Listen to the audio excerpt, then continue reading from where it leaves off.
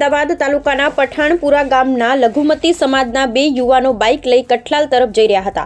તે દરમિયાન ખંડીવાવ ગામ નજીક બાઇક સ્લીપ ખાતા ત્યાં નજીકના રહીશો એક Vikram SRP, 2 Lalo ST driver, 3 Pintu Baldev, 4 Sardar Samantsinh, 5 Mehul, 6 Yuvraj, 7 Mahendra, 8 Kishor, 9 Anil અને બીજા આશરે 40 થી 50 માણસો ત્યાં આવી આ બંને યુવાનો અફઝલ અને ફારૂકની ઉપર તલવાર, ધારિયા અને લાકડી જેવા મારક હથિયારોથી જીવલેણ હુમલો કરી જાતિ વિષયક શબ્દોને અભદ્ર ભાષામાં ગાળો બોલવા લાગ્યા હતા અને ત્યાંથી પસાર થતા પઠાણપુરા ગામના મોહસિન નામના યુવકને પણ ગળદાપાટુનો માર મારેલો, જેથી ફારૂક સ્થળ પર જ બેભાન થતા તેની હાલત ગંભીર થતા ત્યાં હાજર બીજા લોકો દ્વારા 108 મારફતે નડિયાદ સિવિલ હોસ્પિટલ ખાતે સારવાર અર્થે લાવેલા અને કઠલાલ પોલીસ સ્ટેશને ફરિયાદ આપવામાં આવેલી।